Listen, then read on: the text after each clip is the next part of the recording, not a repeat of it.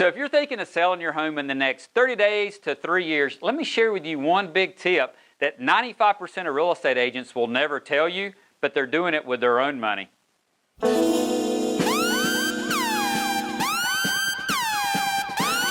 So by far the biggest mistake that I've seen sellers make when they go to sell their house is they don't look at all of their options. Because if you ask, I would say 99% of real estate agents, what should I do? I'm thinking of selling my house. They're going to tell you to sell your house because that's all they do. But if you really sit down and run the numbers and look at all your options, you might be leaving a lot of money on the table. So let's look at a couple different scenarios here. I'm going to show you scenario one is, hey, you just straight out sell your house, okay? And scenario two, what if we rented it for you? And also, I'm going to run you down all the numbers, see how it breaks down. Let's say you want to sell, you bought a house in 2010 for $148,000. Let's say now that it appreciated 2% a year every year since you've owned it. So you've owned it for 10 years, it's gone up 2% a year. Now the value of that house is $180,000. Now, where did I get 2%? I'm trying to be extremely conservative on these numbers because, for example, in 2019 here in the Winston-Salem market, the real estate market went up 9% for the whole year. I'm using 2%. So if you did that, $148,000, you sold it 10 years later, $180,000, you just made a gross profit of $32,000. Great. That's a great feature, and that possibly could be tax-free. Now, keep in mind, full disclosure, this is gross profit. This does not include closing costs and stuff like that. And these are all assumptions. You know, every situation's different. I'm just breaking it down to give you some numbers from what I've seen in the market. Your situation might be a little bit different, full disclosure. But if you did that in 2020, you made $32,000 on your house. If that's what you want to do, great. That's the end of the story. Done. You've moved on. But let's see what happens if you would have just looked at a different option and possibly kept that house for 10 years longer. So let's say, same numbers. You bought the house in 2010. You paid $148,000. The value went up 2% a year. You're at $180,000 here in 2020. Exact same numbers we just looked at. Now, let's factor in your mortgage. So the mortgage numbers, I said you put 3.5% down. Why is that? That's kind of FHA guidelines, one of the most popular mortgage products out there. A lot of people are putting 3.5% down. If you did that, you put $5,180 down on the house when you bought it. So that means your loan value is $142,180.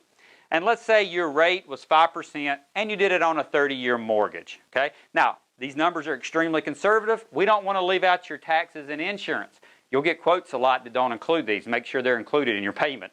So taxes and insurance, I put together $1,800 a year. Per month, that's $150. So looking at these numbers, your mortgage payment would be $767. Your taxes and insurance is $150. If you add those together, your payment, $917 per month. That works out to be roughly $11,004 per year. Now, if these numbers sound familiar to you, that's pretty much the average sales price in our area. These numbers might be lining up exactly to where you're at right now. If they do, that's great. So you kept it for 10 years. Remember, you owned the house for 10 years. Your mortgage balance is now $118,119. Okay?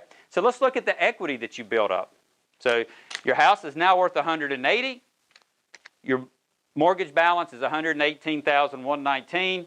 Congratulations, you've got $61,881 in equity. Here's where the numbers get really exciting. Let's say your $180,000 house, we're able to rent it for $1,250 a month, $1,250 a month, and let's just say we can increase the rents every year at 5%.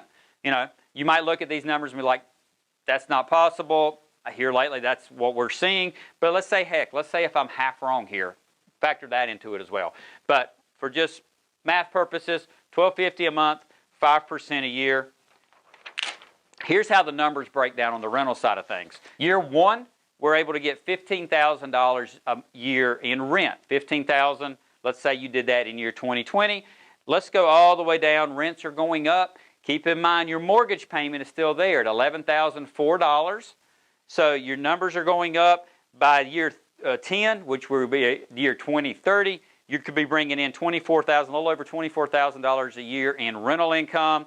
So if we add up all the rents you got over 10 years, $213,076.